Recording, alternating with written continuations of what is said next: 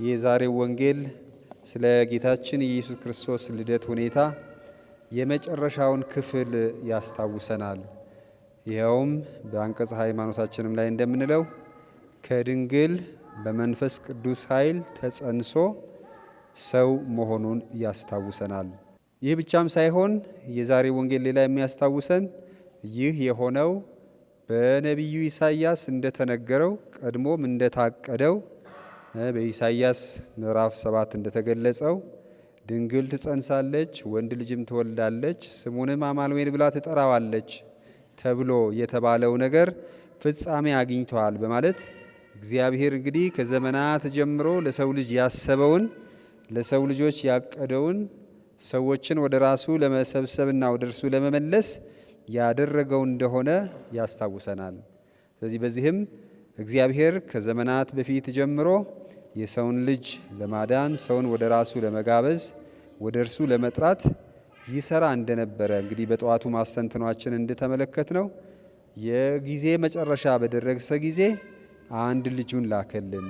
ይህም የሆነው ደግሞ እንደ ሰው ፈቃድ በስጋ ፈቃድ ሳይሆን በመንፈስ ቅዱስ ኃይል እንዲጸነስ አደረገ። በዛሬው ወንጌል በልዩ ሁኔታ ይበልጥ ትኩረት እንድንሰጠው የሚጋብዘን ግን የቅዱስ ዮሴፍ ሁኔታ ነው። በቅዱስ ዮሴፍ መልክ ወይም ደግሞ ቅዱስ ዮሴፍ ምን አይነት ሰው እንደነበረ በደህንነት ታሪካችን ውስጥ ባለው ተሳትፎ ምን አይነት ሰው እንደነበረ የሚያስታውሰን ነው። ወይም ደግሞ በሌላ ቃል የእግዚአብሔርን እቅድ በምን አይነት ሁኔታ እንደተቀበለ። ስለዚህም በቃሉ እንደተጠቀሰው ዮሴፍ ጻድቅ ሰው ስለነበረ ወይም ደግ ሰው ስለነበረ በሰው ፊት ሳያጋልጣት እመቤታችንን በሰው ፊት ሳያጋልጥ እንዲሁ ሊተዋት አሰበ ይላል። ማቴዎስ ወንጌል ምዕራፍ 1 ቁጥር 19 ዮሴፍ ጻድቅ ሰው ነበረ። ጻድቅ ሰው፣ ደግ ሰው፣ መልካም ሰው እንደነበረ ያስታውሰናል። ይህ ደግ ሰው፣ ይህ መልካም ሰው በተሰጠው ተልእኮ የልጁ የጌታ የኢየሱስ ክርስቶስ ሞግዚት ሆኖ እንዲያሳድግ ወይም ደግሞ እንዲንከባከብ የተሰጠው ተልእኮ በምን አይነት መልካምነትና በምን አይነት ታዛዥነት የእግዚአብሔርን ቃል እንደተገበረ ያስታውሳል። ስለዚህ ከምንም በላይ ቅዱስ ዮሴፍ ምን አይነት ሰው ነበረ? እግዚአብሔር በሰጠው ተልእኮውን እንዴት እንደተወጣ። ቅዱስ ዮሴፍ ጻድቅ ሰው ነበር፣ ደግ ሰው ነበረ። እንግዲህ አጠቃላይ ታሪኩ ስንመለከተው በአይሁድ ሕግና ስርዓት አንዲት ልጃገረድ ሳታገባ ወይም ባል ሳይኖራት ከጸነሰች ቅጣት ይጠብቃታል። በድንጋይ መወገር፣ ከህብረተሰብ መገለል፣ እንዲሁም ደግሞ ከታቀደውም የጋብቻ ስነስርዓት መቋረጥ እና ብዙ ለፍርድ የሚያቀርቡ ነገሮች ሕጉ ይደነግጋል። ዮሴፍ እንደ አንድ አይሁዳዊ ሕግን ይጠብቃል። የእስራኤል ሕግ ይጠብቃል። የመቅደስ ሕግም ያከብራል። እንዲሁም ደግሞ ስለ ሌሎች ሰዎችም በቅንነት ያስባል። ስለዚህም የእሷን ጉዳይ በአደባባይ ከማውጣት ወይ ደግሞ ወደ ሰው ከመውሰድ በዝምታ ሊተዋት አሰበ ይላል። ይህ አንዱ በዘውኛ ወይም በዘመናችን ቋንቋ ብንናገረው የሰውን ውድቀት የሰውን ክፋት በማየት ለሰው ለመንገር ከመውጣት በራሱ ዝም አለ። ስለዚህ የዮሴፍ ዝምታ እንግዲህ በሱ ላይ በሰውኛ አሁንም ስናየው በደል ነው የደረሰበት። ሊያገባት የታጨችው ልጃገረድ ጸንሳ ተገኘች። ስለዚህ በዚህ በደሉ ከመጮህ ወይም ደግሞ ወደ ሰው ከመሄድ ወይም በአደባባይ ስሟን ከማጥፋት ዝም አለ። መጽሐፍ ቅዱስም ይህንን ሁኔታ እሱ ደግ ሰው ስለነበረ ጻድቅ ስለነበረ ይላል። ስለዚህ ዮሴፍ ለእግዚአብሔር እቅድ ታዛዥ ነበረ። የእግዚአብሔርን እቅድ ባይረዳም ሙሉ በሙሉ ግንዛቤ ባይኖረውም ተስፋውን በእግዚአብሔር ላይ ያደረገ ሰው ነበረ። ነገሮችን በዝምታ ማለፍ ይፈልጋል። እንግዲህ ዛሬ ሰዎች ብዙ መናገር በሚወዱበት ብዙ ምላስ ትንሽ ጆሮ ባለበትም ዘመን ዝም የሚል ሰው ያስፈልጋል። በዝምታ ሁኔታዎችን፣ ሂደቶችን በዝምታ የሚያልፍ። ስለዚህ ዮሴፍ በእምነት በዝምታ ያልፋል። በእግዚአብሔርም ይተማመናል። የእግዚአብሔርን እቅድ ለመከተል ቁርጠኛ ነው። በሕልሙ መልአኩ ተገለጸለት። እጮኛህ የጸነሰችው በመንፈስ ቅዱስ ስለሆነ ወደ ቤት ለመውሰድ አትፍራ፣ እሷ ወንድ ልጅ ትወልዳለች፣ ስሙንም ኢየሱስ ትለዋለህ፣ ምክንያቱም ሕዝቡን ስለሚያድን በተባለ ጊዜ ምንም አይነት የእሱ መልስ አንሰማም፣ የእሱ አስተሳሰብ አንሰማም። ነገር ግን በተባለው መሰረት መልአኩ በነገረው መሰረት እጮኛውን ወደ ቤቱ ወሰዳት ይላል መጨረሻ ላይ። ስለዚህ በዚህም ምን ያህል በእግዚአብሔር የሚታመን በእግዚአብሔር እቅድ የሚመራ እንግዲህ ጠዋት ባየነው አስተንትኗችን አንዱ የዚህ የገና ዝግጅት ወቅት በእምነታችን የእግዚአብሔርን እቅድ መጠበቅ፣ እግዚአብሔርን ተስፋ ማድረግ፣ እግዚአብሔርን መተማመን፣ እግዚአብሔርን መጠበቅ ባንረዳውም ብዙ ግልጽ ባይሆንልንም ዮሴፍ ዋጋ የሚያስከፍልም ቢሆን ተልእኮውን በእግዚአብሔር መንገድ ለመራመድ እግዚአብሔርን ለመከተል በቁርጠኝነት ይጓዛል። እንግዲህ በኋላም እናያለን። ሕፃኑ ከተወለደም በኋላ በስደት እስከ ግብፅ ድረስ ይሄዳል። ብዙ መስዋዕትነት ይከፍላል ዮሴፍ። እንግዲህ እንደ አንድ ሰው ካያችሁት ልክ እሱ ያቀደው ሕይወት የተመሰቃቀለ ይመስላል አይደል? በጣም ጤናማ ትዳር ለመመስረትና የተረጋጋ ኑሮ ለመኖር የነበረው እቅድ በእግዚአብሔር እቅድ ሌላ መልክ ይይዛል። በዚህ ጊዜም በዝምታ የእግዚአብሔርን እቅድ ይከተላል። ማርያም ጸንሳ መገኘት ክፉ ሳይናገር ወይም አጋልጦም ሳይሰጣት እንደሚተዋት ወይም ሐሳቡን ለመቀየር ያስባል። ስለዚህ ትዳሩን ወይም ደግሞ የትዳሩን እቅድ ለመተው ግን ምንም ክፉ ሳይናገር የሌሎችንም ስሜት ሳይጎዳ ስለ ሌሎች ይጠነቀቃል። ሰብአዊነቱ፣ ለሌሎች ማሰቡ ይህ ነው እንግዲህ ጻድቅ ነው። እንግዲህ እኛ ምን እንላለን አይደል? አንዳንድ ጊዜ እሷ እኮ ጻድቅ ናት፣ እሱ ጻድቅ ነው ይባላል። ምን ሲሆን ነው እንደዛ ምንለው? በማየት ስለ አንድ ሰው እሱ ጻድቅ ነው፣ እሳቸው ጻድቅ ናቸው። በምንድን ነው ምንለው? ሌላውን የማይጎዳ ክፉ ማያስብ ክፉ ማይናገር በብዙ መልኩ የተመሰገነ ሲሆን ነው። ስለዚህ ዮሴፍም ጻድቅ ስለነበረ በስውር ሊተዋት አሰበ።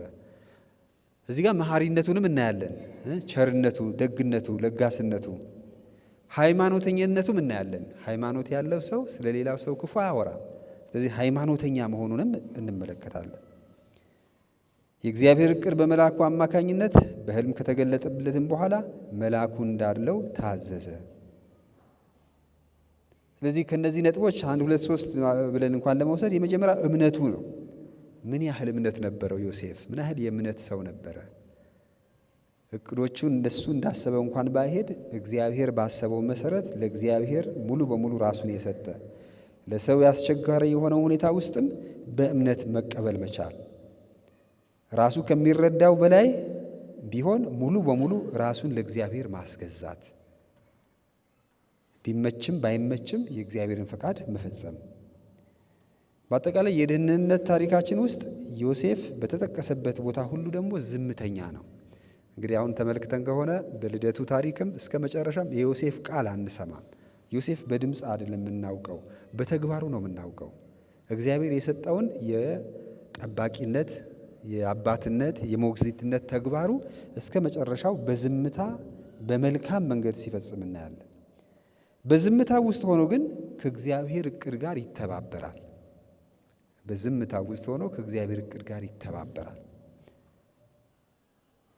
የዮሴፍ ዝምታ የመንፈሳዊ ጥንካሬ ምልክት ነው።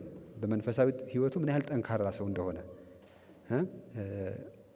የሐዋርያት ሥራ ላይ የእግዚአብሔር ፈቃድ ይሁን ብለን ዝም አልን የሚል ቃል አለ። የእግዚአብሔር ፈቃድ።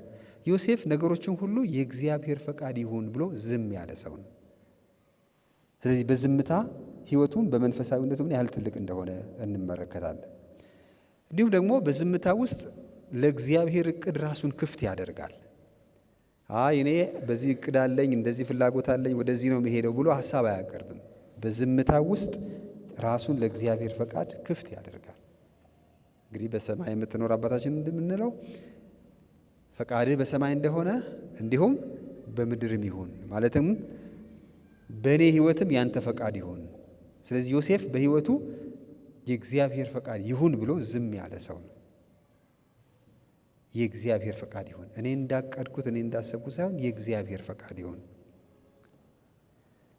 ዮሴፍ ጻድቅ፣ ቸር፣ መሐሪና ራሱን እና ሕይወቱን በእግዚአብሔር ላይ የጣለ ሰው ነው። እንግዲህ ማመን ማለት ራሳችን በእግዚአብሔር ላይ መጣል ማለት። ዮሴፍ በእግዚአብሔር ላይ ጥሏል። ጉዳዩን ሁሉ በእሱ ላይ አደራ ጥለዋል። ስለዚህ እሱ በሚያመለክተው መንገድ ብቻ ይሄዳል። በመንገዱ ለሚገጥመው ነገር ሁሉ ለእግዚአብሔር አደራ ትቶ ይተዋል። በዚህም ደግሞ ምንም አይጎልበትም። እንግዲህ በቀጣይ የምናየው ስደትም ይገጥመዋል፣ ሕፃኑ ይጠፋል። በዚህ ጊዜም እንኳን አይናገርም፣ አብሮ ፍለጋ ይሄዳል፣ ግን የእሱን ድምፅ አንሰማም። ነገር ግን ሕይወቱን ለእግዚአብሔር አደራ ይተዋል። እንግዲህ እኛንም በዚህ የገና ዝግጅት የመጨረሻዎቹ ቀናት እኛም በጽድቅ፣ በቸርነት፣ በምሕረት፣ በእምነት እንድንጓዝ የሚያሳስበን ነው። ለእኛ ምን መልእክት አለው? ለእኛ ምን ያስተምረናል? ሕይወታችን እንደ እግዚአብሔር ፈቃድ እንዲጓዝ ለእግዚአብሔር መንገዳችንን አደራ እንድንሰጥ፣ እኛም ጻድቃን ጻድቅ እንድንሆን፣ ደግ ቸር፣ ብዙ ከመናገር የምናዳምጥ ዝም የምንል መሆን አለበት። በመንፈሳዊ ሕይወት ብዙ ንግግር ሕይወትን ያበላሻል ይባላል። ብዙ በተናገርን ቁጥር እየቀለልን እንሄዳለን ይባላል። ስለዚህ ንግግር በቀነሰን ቁጥር ደግሞ ወደ ጽሞና እንሄዳለን። ስለዚህ እኛም እንደ ዮሴፍ በዚህ ወቅት የጽሞና ሕይወት እንድንለማመድ እንዲሁም ደግሞ ጽድቅ ወይም ጻድቅ ስንል መልካምና ትክክል የሆነውን ነገር እንድናደርግ ይገባል። መልካምና ትክክል የሆነውን እንድናደርግ በሰውና በእግዚአብሔር ፊት ሕሊናችን የማይወቅሰን ሰዎች እንድንሆን፣ በሰውና በእግዚአብሔር ፊት ሕሊናችን የማይወቅሰን፣ የተናገርነው ነገር ባልተናገርኩ፣ ያደረግነውን ነገር ባላደረግኩ እንዳንል እንቅስቃሴያችንና ተግባራችን ሁሉ እንደ ዮሴፍ ቁጥብ እንዲሆን፣ በዚህ ሁኔታም ደግሞ ለገና እንድንዘጋጅ፣ ቸርና ለጋስ፣ ለሌሎች መልካም አሳቢ እንድንሆን። ማርያምን ሊያጋልጣት ይችል ነበር፣ በድንጋይ እንድትወገርም ሊያደርግ ይችል ነበር እንደ ሰው። ነገር ግን በመልካምነት እና በደግነት ዝም አለ፣ እንዲሁ ሊተዋት አሰበ ይላል። ስለዚህም ይህ ዝምታ ጊዜ እንግዲህ አሁን ያለንበት የማህበራዊ መገናኛ የምንናገረው ነገር ለማሰብ እንኳን ጊዜ አይሰጠንም። አንድ የምታዩት ምስል፣ አንድ የምታዩት ቪዲዮ አይታችሁ ዝም ለማለት እንኳን አይሰጣችሁም። ስለዚህ መልስ እንድትመልሱ ይገፋፋችኋል። መልሱ ግን ምናልባት ጎጂ ሊሆን ይችላል። ብዙ ሰዎችን ሊያቆስል ይችላል። ብዙዎችን ሊጎዳ ይችላል። እስቲ አንድ ቀን ሞክሩ። በእነዚህ ቀናት እስከ ገና አንድ ቀን ምንም አይነት መልስም አልሰጥም፣ አልጽፍም፣ አልናገርም፣ ዝም እላለሁ። ዝም ካልቻላችሁ ለአንድ ቀን፣ ካልቻላችሁ ግማሽ ቀን፣ ካልቻላችሁም አንድ ሰዓት ዝምታ። አንዳንድ ጊዜ ከደረሰብን የተወራብን የበለጠ አይጎዳንም? የተበለጠ ወሬ የበለጠ ይጎዳል ሲሆን ያየ አንድ ወይ ሁለት ሰው ነው። ነገር ግን እነዛ ሁለት ሰዎች ለስንት ሰው ያደርሳሉ? ስለዚህ ስም ለማጥፋት አንዳንዴም ሳናጣራ ነው፣ ሳናጣራ እርግጠኛም ሳንሆን። ስለዚህም ዮሴፍ በዝምታ ሊተዋት አሰበ። እርግጠኛ አይቷል። ያየውን ነገር እንኳን ዝም ለማለት ፈለገ። ይህ ለጋስነት፣ ይህ መሐሪነት፣ ይህ ደግነት፣ ይህ መልካምነት ነው ከዮሴፍ የምንማረው። እንዲሁም ደግሞ እምነት፣ ሁለንተናችን ሕይወታችን በእግዚአብሔር ላይ መጣል፣ ሕይወታችን በእግዚአብሔር ላይ አደራ መተው። እንግዲህ በዚህ ሁኔታ ልባችንን ካነጽነውና ካነጻነው ካዘጋጀነው በእርግጥም ከክርስቶስ ጋር መገናኘት እንችላለን፣ ልደቱን ማክበር እንችላለን። ስለዚህ በእምነት፣ በደግነት፣ በጽድቅ፣ በዝምታ፣ በጽሞና ለልደቱ እንዘጋጅ። እነዚህ ሁኔታዎች በእርግጥ ጌታን ለመቀበልና እርስ በርሳችንም ለመቀባበል ያስችሉናል፣ ያዘጋጁናል። እንግዲህ ጌታን መቀበል ወንድሞቻችንና እህቶቻችንንም ከመቀበል ጋር አብሮ የሚሄድ ነው። መቀበል ሲባል ደግሞ በማንነታቸው እንግዲህ ዮሴፍ ማርያምን እጮኛውን በማንነቷ ተቀበላት። መቀባበል ወንድሞቻችን፣ ጓደኞቻችን ወይም የትዳር ጓደኞቻችን ወይም ልጆቻችን ወይም ወላጆቻችን እንከን የሌለው የለም፣ ግን እስከነ እንከኑና እስከነ ጉድለቱ መቀበል መቻል። ይህንን መቀበል ስንችል ጌታንም መቀበል በውስጣችን ማኖር እንችላለን። ስለዚህም እርስ በርስ መቀባበል ጌታን ከመቀበል ተለይቶ አይታይም። ለዚህም ነው ጌታ ከእናንተ አንዱ አነስተኛ ለሆነው ያደረጋችሁት ለእኔ እንዳደረጋችሁት ነው የሚለው። ስለዚህ ማህበራዊ ሕይወታችን መንፈሳዊ ሕይወታችንንም ይገነባዋል ወይም ያፈርሰዋል። ስለዚህ በመንፈሳዊ ሕይወታችን ማህበራዊ ሕይወታችን እንዲገነባ እናድርግ። ስለዚህ በዚህ የጸጋና የበረከት ወቅት የገና ዝግጅት ጊዜ እነዚህን መልካም ባህሪያት እንኑር። መሐሪነትን፣ ለሌሎች ተስፋ መሆንን፣ ተስፋ መስጠትን፣ ሁለንተናችን፣ ሕይወታችን፣ ኑሯችን፣ ቤታችንን ለእግዚአብሔር አደራ መስጠትን፣ በእምነት መቆምን፣ እንዲሁም ደግሞ በእግዚአብሔር ፊት ዝም ማለትን የእግዚአብሔር ፈቃዱ ይሁን ብሎ ዝም ማለትን እንድንችል ቅዱስ ዮሴፍ የቤተሰብ ጠባቂ ይባላል፣ የቤተ ክርስቲያን ጠባቂ ይባላል። አማላጅነቱ ጸሎቱ አይለየን። አሜን።